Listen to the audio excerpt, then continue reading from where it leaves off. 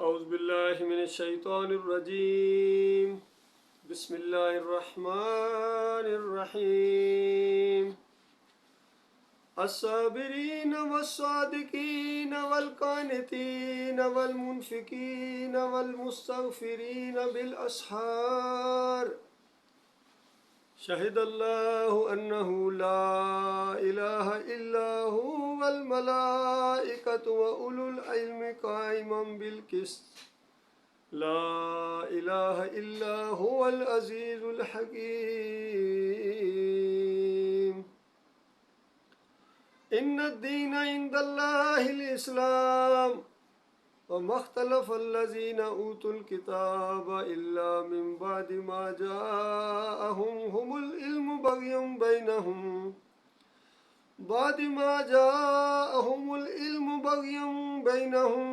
ومن يكفر بآيات الله فإن الله سريع الحساب۔ یہ سورہ آل عمران کی آیتیں ہیں۔ سورہ آل عمران مدینے میں نازل ہوئی ہے اور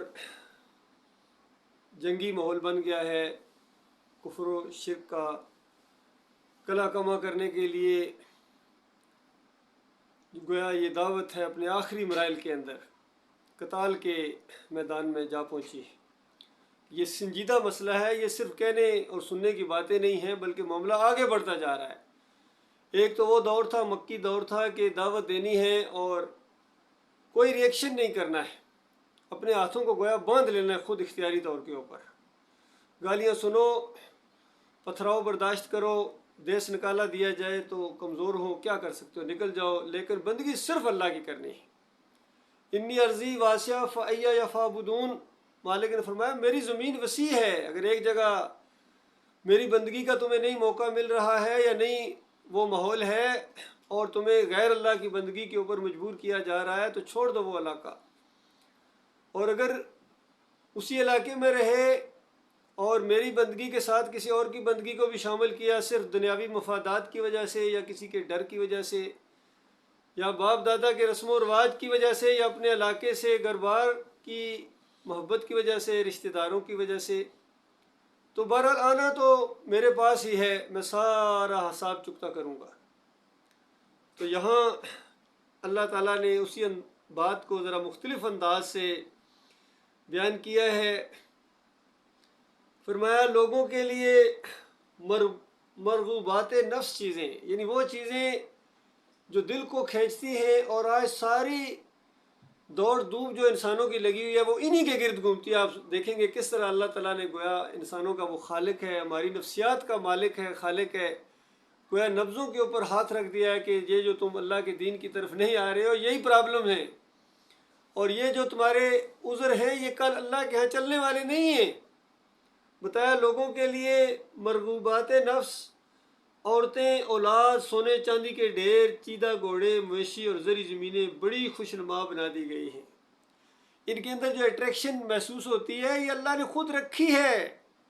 اللہ نے رکھی ہے امتحانی نقطہ نظر سے، کہ اس کے اندر جو انہی چیزوں کے گرد سارے معاملات گھومتے ہیں۔ اچھی جگہ شادی ہے، سونے چاندی کے یعنی ڈیر، آج کل کے دور کے اندر بینک بیلنس ہے، کریڈٹ ہے، چاندی کے ڈھیر یعنی سونا گٹھا کرنا، پھر چیدہ گھوڑے، اس دور میں گھوڑے سواریاں تھیں، آج کل کے دور کے اندر اچھی اچھی گاڑیاں ہیں، پھر مویشی ہیں، زرعی زمینیں ہیں، ہر ایک چاہتا ہے اور انہی کا چکر ہے ہر جگہ۔ فرمایا یہ خوش نما بنا دی گئی ہے، لیکن سن لو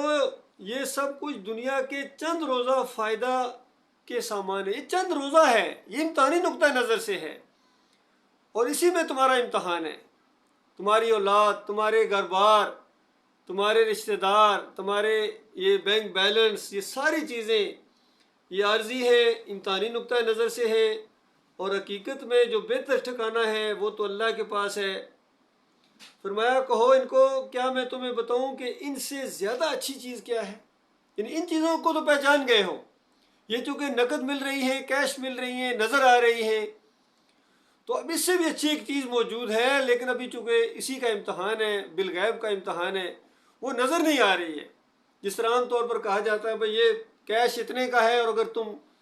ادھار کا معاملہ کر لو تو اس سے بہت بڑا گنا تمہیں دیا جائے گا. اب بات یقین کی ہے. تو جو دنیاوی لحاظ سے کاروباری لوگ ہوتے ہیں وہ کہتے ہیں کیش بہتر ہے، بس کون ادھار کا انتظار کرے، میں کاروباری آدمی ہوں. 2 birds in hand is better than 11 in bushes. اس طرح بھی کہا جاتا ہے کہ 2 پرندے اگر ہاتھ میں آ جائیں تو وہ جو جھاڑیوں میں 13 14 15 ہیں ان سے بہتر ہے وہ 2 ہاتھ میں تو ہیں، وہ پتہ نہیں پکڑے جائیں یا نہ پکڑے جائیں. تو اس انداز سے لوگ جو ہے نا فیصلہ کرتے ہیں. لیکن مالک فرماتا ہے اگر تم میرے اوپر یقین رکھو، اور اسی میں تمہارا امتحان ہے کہ تم اللہ پر یقین رکھتے ہو یا نہیں رکھتے ہو، اللہ کے ماننے والے ہو یا نہیں ماننے والے ہو. فرمایا اس سے زیادہ بہتر چیز تمہیں بتاؤں جو تقویٰ کی روش اختیار کرنے والوں کے لیے رکھی ہے. وہ ہر ایک کے لیے نہیں ہے. یہاں دنیاوی یہ جو چیزیں ہیں جن کا ذکر کیا گیا یہ تو ہر ایک کے لیے ہیں. جس کو چاہتا ہے اللہ کم دیتا ہے، جس کو چاہتا ہے زیادہ دیتا ہے، اپنی حکمت کے تحت معاملہ کرتا ہے. اگر سب کو ایک ہی جیسا دے دیا جائے تو یہ دنیا کا نظام چل ہی نہیں سکتا ہے. بلکہ اگر زیادہ دے دیا جائے، جس طرح مالک دوسری جگہ فرماتا ہے اگر ہم روزی کھول دیں ان کے اوپر تو فساد برپا ہو جائے زمین کے اوپر، زبردست قسم کی لڑائیاں چھڑ جائیں اس مال کی وجہ سے، اور یہ دنیا کا نظام نہیں چل سکتا ہے. اور دنیا کا نظام اسی نقطے کے گرد گھومتا ہے کہ کسی کو زیادہ دیا، کسی کو کم دیا، کوئی مینیجر ہے، کوئی اونر ہے، کوئی ڈسٹریبیوٹر ہے، کوئی ورکر ہے، کوئی میسن ہے، کوئی لیبر ہے. تو یہ ساری چیزیں اسی وجہ سے ہیں کہ امتحانی نقطہ نظر سے ہیں. فرمایا وہ جو آخرت کا گھر ہے وہ جنت کی بہاریں، وہ بڑے بڑے محلات جنت کی زمین سے 60 میل اونچے، ایسے ایسے محلات ہیں کہ ایک بلاک سونے کا لگا ہوا ہے اور ایک بلاک چاندی کا لگا ہوا ہے. ایسے ایسے محلات ہیں جس میں سارے کے سارے برتن سونے کے ہیں، اندازہ لگائیے. اور ایسے ایسے محلات ہیں جس میں چاندی کے برتن ہیں، اور حد نگاہ تک پھیلے ہوئے باغیچے ہیں. خدمتگار ایسے نوکر بیٹ مین کہ کیا کہنا ان کا، ان کی خوبصورتی کے جیسے موتی چھپا کے رکھے گئے. اس طرح فرما بردار ہیں، اشاروں کے اوپر دوڑتے ہیں اور ہر چیز کام کرتے ہیں. کوئی غلطی کا سوال ہی پیدا نہیں ہوتا، اندازہ لگائیے. اور جس چیز کے لیے اللہ بنایا کسی چیز کو، بتاؤ جس چیز کو، یعنی جن لڑکوں کو، خوبصورت لڑکوں کو اللہ خدمت کے لیے بنائے، تو کیا اللہ کے کام میں کوئی ذرا نقص ہو سکتا ہے؟ ہرگز نہیں ہو سکتا. ایسے خدمت گزار ہوں گے، ایسی وہاں حوریں اللہ تعالیٰ نے خواتین بنائی ہوئی ہیں مومنوں کی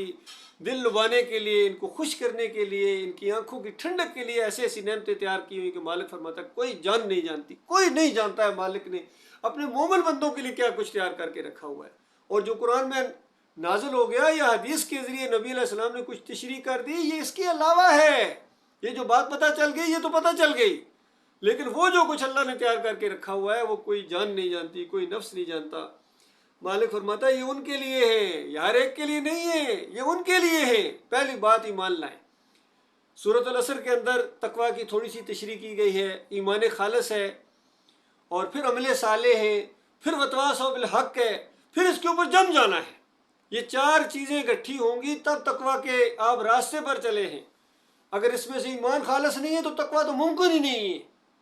عمل صالح نہیں ہے تو ظاہری بات اس کو تو آپ جانتے ہیں. اور حق بات نہیں کرتے ہیں، توحید کی بات نہیں کرتے ہیں، یہ جنگ نہیں چھیڑتے ہیں کفر و شرک کے ماحول کے اندر، جہاد کا ارادہ نہیں ہے، یہ کام آپ کی زندگی کا نمبر 1 مسئلہ اگر نہیں ہے تو اس کے بعد پھر آپ تقویٰ والے نہیں، پھر اللہ سے ڈرنے والے نہیں ہیں. فرمایا یہ تقویٰ کی روش اختیار کرنے والوں کے لیے ہے. ان کے لیے ان کے رب کے پاس بڑے بڑے باغیچے ہیں، بڑے بڑے محلات ہیں جن کے نیچے نہریں بہتی ہوں گی. وہاں انہیں ہمیشہ کی زندگی حاصل ہوگی. ہمیشہ کی اندازہ لگائیے، غور کرو اللہ کے بندوں میرے بھائی. یہاں زندگی کا ویسے بھی کھٹکا لگا رہتا ہے، اور اگر کچھ نہ ہو تو پھر بھی آخر 30 40 50 سال 100 سال اس کے بعد کیا کرو گے؟ آخر مرنا. لیکن وہاں مالک فرماتا ہے کہ یہ کھٹکا بھی ختم کر دیا جائے گا، ہمیشہ ہمیشہ کی زندگی ہوگی. پاکیزہ بیویاں ہوں گی ان کی رفیق حیات، پاکیزہ، پاکیزگی کے اندر کوئی بیماری نہیں، کوئی پریشانی نہیں، کوئی ناگواری کبھی ان کے ماتھے کے اوپر آپ کے لیے شکن نہیں پڑے گی. ہمیشہ آپ کے لیے مسکرائیں گی، اور پیار دلانے والی، پیار کرنے والی، محبت کرنے والی بیویاں ملیں گی ہمیشہ ہمیشہ کے لیے. ان کی تعداد اللہ ہی جانتا ہے. اور ان میں پھر خصوصیت کے ساتھ بخاری کی روایت کے اندر آتا ہے 2 تو ایسی ہوں گی کہ ان کی خوبصورتی گویا ان سے سنبھالی نہیں جا رہی ہوگی، اس انداز سے. اور فرمایا اللہ کی رضا سے وہ سرفراز ہوں گے. یہ بھی بتا دیا اتنی جنت کی نعمتیں گننے کے بعد کئی درسوں کے اندر میں بتاتا ہوں کہ سب سے بڑی جو اللہ کی نعمت ہوگی، اتنی زیادہ نعمتیں دینے کے بعد مالک فرمائے گا کچھ اور چاہیے، کچھ اور چاہیے، کچھ اور چاہیے۔ جنتی کہیں گے مالک سب تیرے وعدے پورے ہیں، اب کچھ سمجھ نہیں آ رہا کیا اور مانگے۔ مالک فرمائے گا یہ مانگو، یہ تو مانگا ہی نہیں ہے۔ پھر اللہ بتائے گا، وہ مانگے گا انسان، وہ اللہ تعالیٰ دے گا۔ اور اس کے بعد مالک فرمائے گا تم ہمیشہ ہمیشہ یہاں رہو گے۔ اور پھر مالک فرمائے گا اس سے بڑی بات نہ دے دوں؟ پھر جنتی حیران ہو جائیں گے، مالک اس سے بڑی بات؟ اور مالک کی طرف سے اعلان کیا جائے گا کہ میرے بندو، آج کے بعد ہمیشہ ہمیشہ کے لیے میں تم سے کبھی ناراض نہیں ہوں گا، کبھی نہ، ہمیشہ خوش رہوں گا۔ مالک کی خوشی اور مالک کی رحمت اور شفقت بڑھتی چلی جائے گی۔ یہ ہے مالک کی رضا، اس سے وہ سرفراز ہوں گے۔ فرمایا اللہ اپنے بندوں کے رویے پر گہری نظر رکھتا ہے،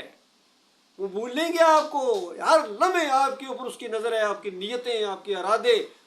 اور اس سے بالکل نہیں آپ چھپ سکتے ہیں۔ تو لہٰذا نیت تو مضبوط رکھو، اپنی نیت اور ارادے مضبوط رکھو۔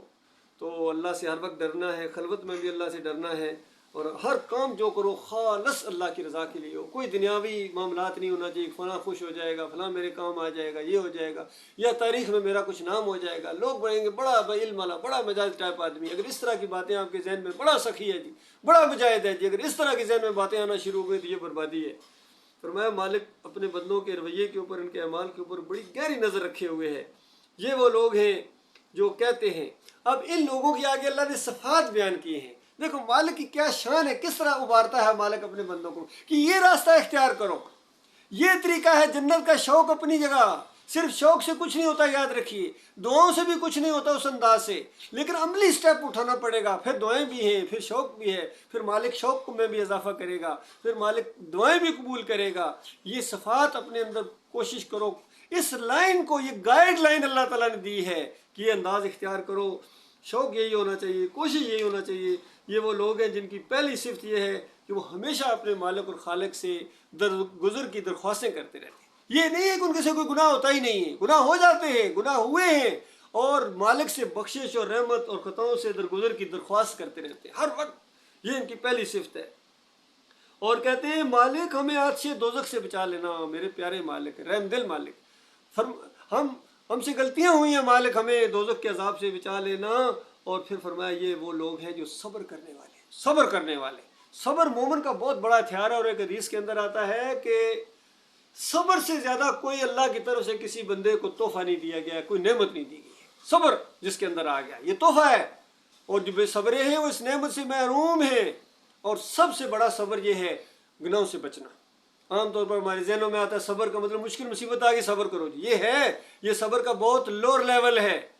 صبر کا اگلا لیول یہ ہے کہ اللہ کے دین کے تقاضے پورے کیے جائیں، جماعت دکھایا جائے، جہاد کیا جائے، اور اس راستے میں جو بھی تکلیفیں ہیں ان پر صبر کیا جائے۔ اور پھر جو شیطان وسوسے ڈالتا ہے گناہوں کی طرف، حلال اور حرام کی قید بندہ چھوڑ دے، اور اس طریقے سے یعنی برائیوں کی طرف مائل ہو جائے، تو اس پر صبر کرنا ہے۔ دل کرے گا برائی کرنے کو لیکن رک جانا ہے، اس کو صبر کہتے ہیں۔ یہ صبر کرنے والے ہوتے ہیں، راست باز ہوتے ہیں، بالکل کھلی بات کرنے والے، سادہ سیدھی، کوئی بل فریب نہیں، کوئی جھوٹ نہیں، کوئی کسی کے ساتھ خیانت کا نہیں، بلکہ خیر خوئی والا انداز ہے، بالکل سیدھے سادے۔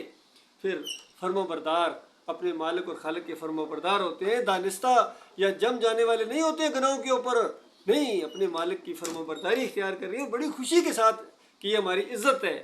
تو اس انداز سے فرمایا یہ فیاض ہوتے ہیں، فیاض یعنی بڑے کھلے دل والے ہوتے ہیں، اللہ کے راہ میں خرچ کرتے ہیں، گن گن کے نہیں بلکہ کھلے دل کے ساتھ، دائیں بائیں۔ اور ایک حدیث میں نبی علیہ السلام نے فرمایا دو آدمی ہیں جن پر رشک کیا جا سکتا ہے، ان دو کے علاوہ تیسرا کوئی نہیں ہے، یاد رکھیں۔ رشک وہ ہوتا ہے کہ جس کو دیکھ کر دل کرے میں بھی ایسا ہی ہو جاؤں، کاش میں بھی ایسا ہی ہوتا، رشک ہے، اس کو رشک کہتے ہیں۔ تو یہ فرمایا دو آدمی ہیں، ایک وہ جس کو اللہ تعالیٰ نے قرآن کا علم دیا ہے، یعنی ایمان دیا، قرآن کا علم دیا، اس قرآن کو وہ پھیلاتا ہے، اس کے مطابق فیصلے کرتا ہے، جو بات کرتا ہے ذہن میں یہی رکھتا ہے کہ اللہ کا حکم کیا ہے، اور اس کے مطابق سارے معاملات کرتا ہے۔ تو یہ ایک بندہ ہے جو قابل رشک ہے۔ اور دوسرا جس کو اللہ نے مال دیا اور پھر دائیں بائیں آگے پیچھے ہر طرف اللہ کے راستے میں خرچ کرتا ہے۔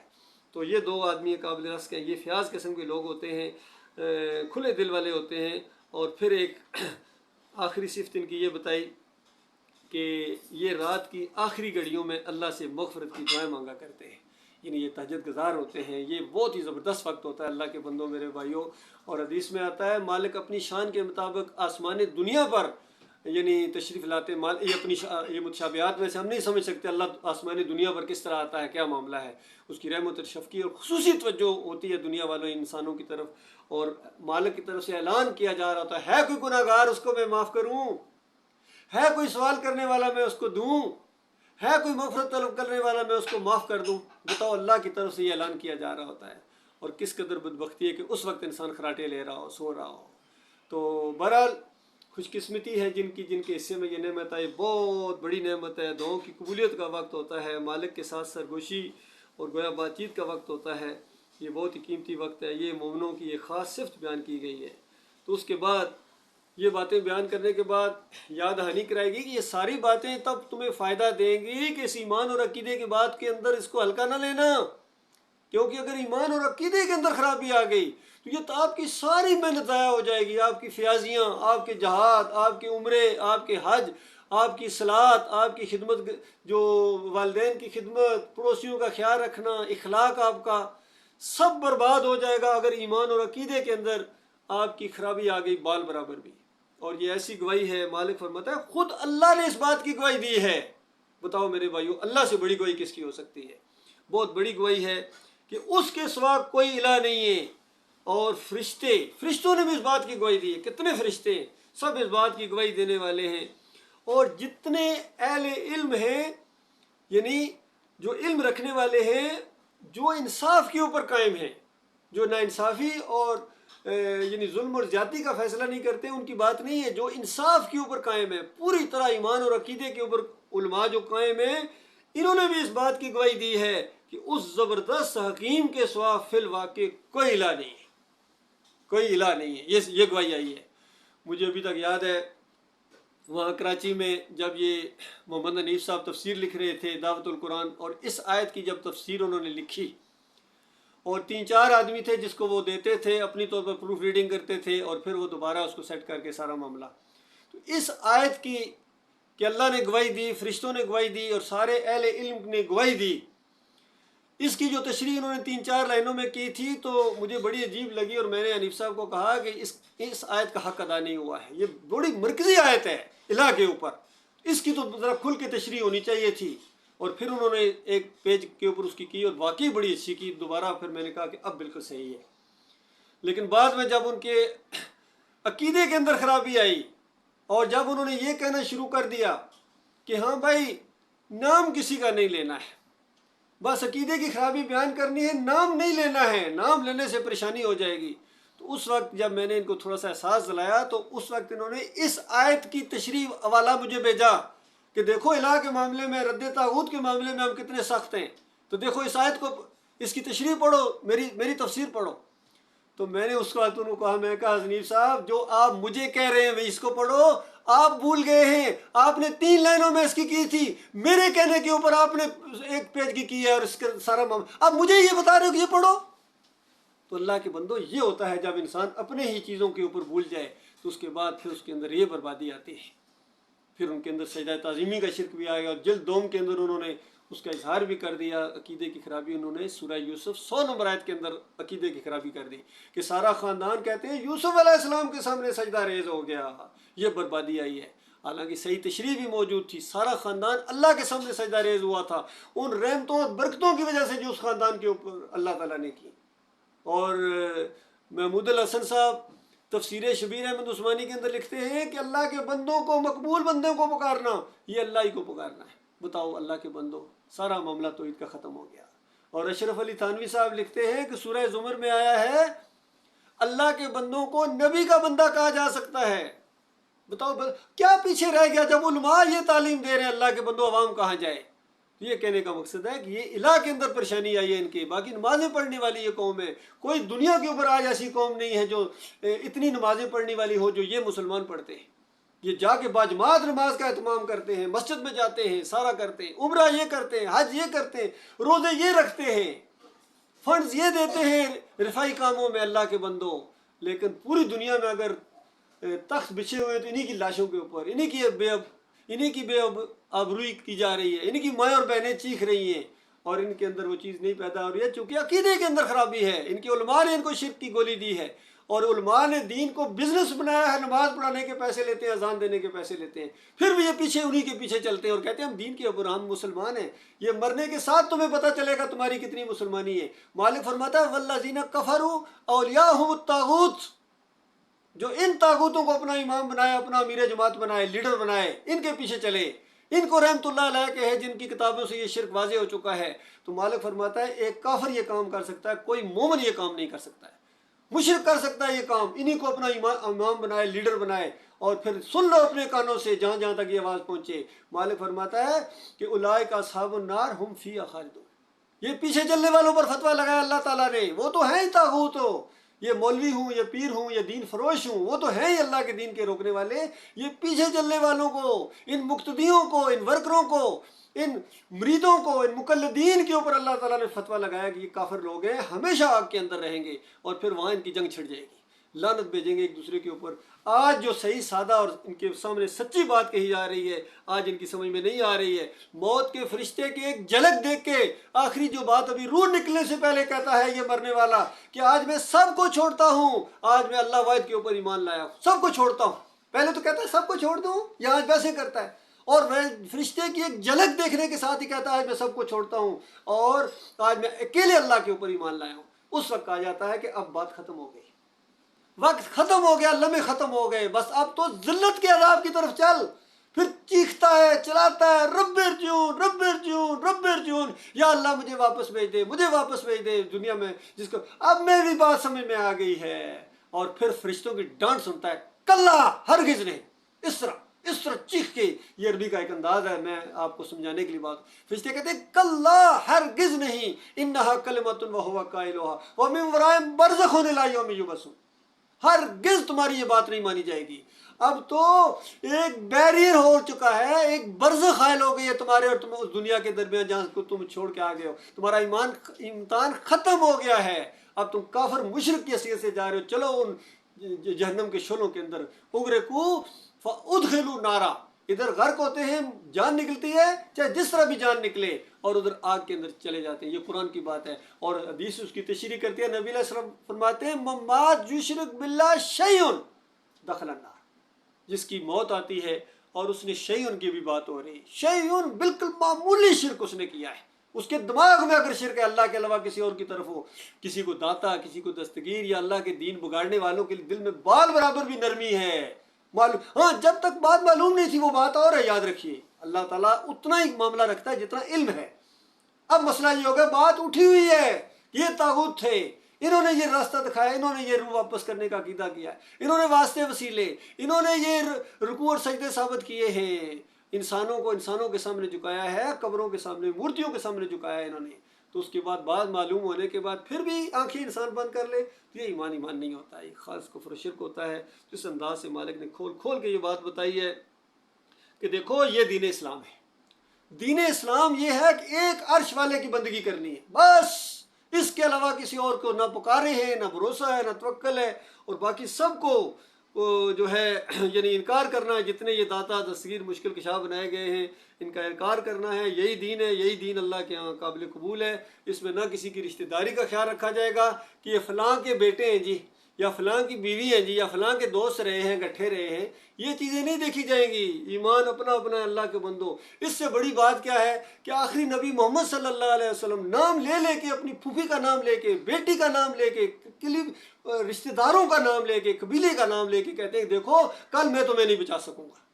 اپنا تمہارا ایمان ہے اور تمہارا عمل ہے، آج موقع ہے، آج کر، ہاں دنیاوی لحاظ سے میرے سے جو چیز مانگتے ہو میں تمہیں دینے کے لیے، لیکن کل میں نہیں بچا سکوں گا، یہ تو معاملہ ہے آخرت کا۔ اور دنیاوی لحاظ سے کہا، جب سفارش کی گئی ایک چور کی، عورت کی، تو نبی علیہ السلام نے کہا یہ تو فاطمہ، فلاں فاطمہ ہے جس کا ہاتھ اب کاٹا جائے گا، اگر میری بیٹی فاطمہ بنت محمد بھی چوری کرتی آج اس کا ہاتھ کاٹ دیا جاتا۔ اللہ کے بندو یہ انصاف کا معاملہ ہے، یہ دین اسلام ہے۔ تو بتایا گیا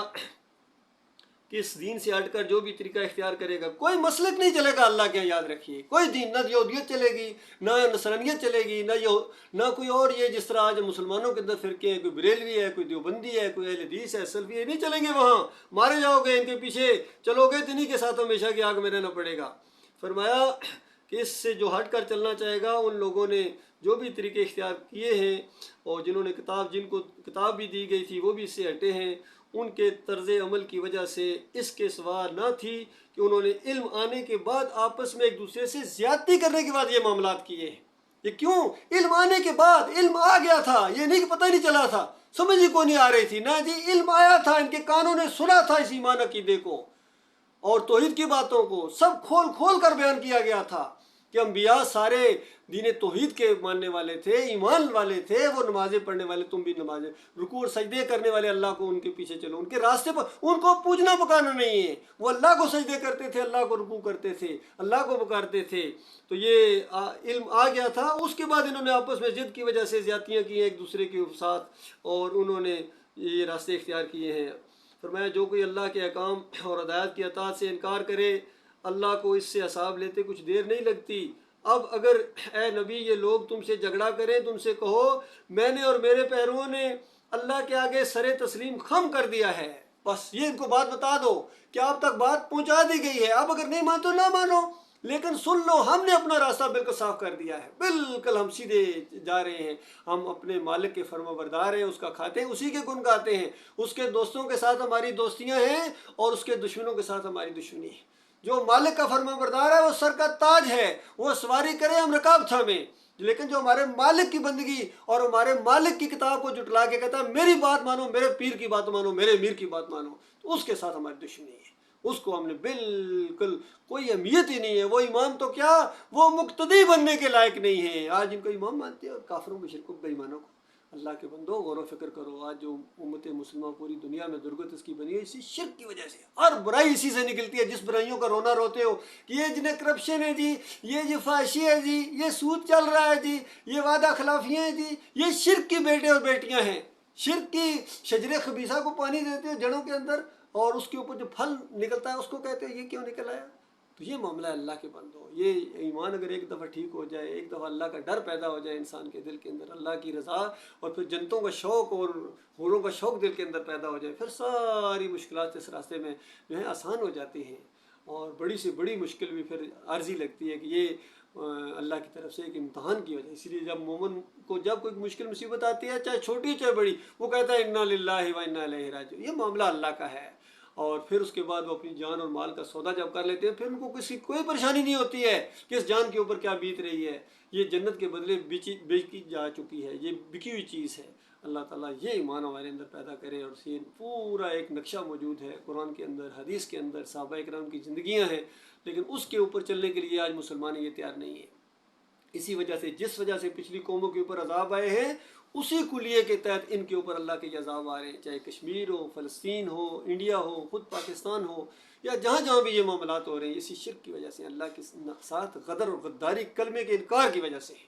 ایک دفعہ کلمے کا مطلب یہ سمجھیں کہ لا الہ الا اللہ محمد رسول اللہ، اللہ کے علاوہ کوئی معبود نہیں ہے، کوئی نہیں ہے جس سے ڈرا جائے، جس سے امیدیں رکھی جائیں اور جس کا خوف کھایا جائے، بغیر واسطے وسیلے کے جس کو پکارا جائے، نظر و نیاز اس کی جائے، وہ ایک اللہ ہے۔ اور محمد صلی اللہ علیہ وسلم چونکہ اللہ کے آخری رسول ہے، ان کا طریقہ، ان کا جو بھی کام ہے، جس طرح ان کی سنت ہے، بڑے شوق کے ساتھ دنیا ہنسے جو مرضی کہے، لومۃ اللائم سے بے نیاز ہو کر اوپر اٹھ کے نبی علیہ السلام کا طریقہ اختیار کیا جائے پورے شوق کے ساتھ، اور اللہ سے اجر کی امید رکھیں۔ آپ دیکھیں کس طرح زندگی آپ کو امن و چین نصیب ہوگا، سکون ملے گا، یقین کی خوشی محسوس ہوگی، پریشانیوں میں بھی اندرونی خوشی محسوس ہوگی۔ اللہ تعالیٰ وہ ایمان اور ان لوگوں کے راستے کے اوپر چلنے کی توفیق عطا فرمائے۔ وقول قولی ھذا استغفر اللہ لی ولکم۔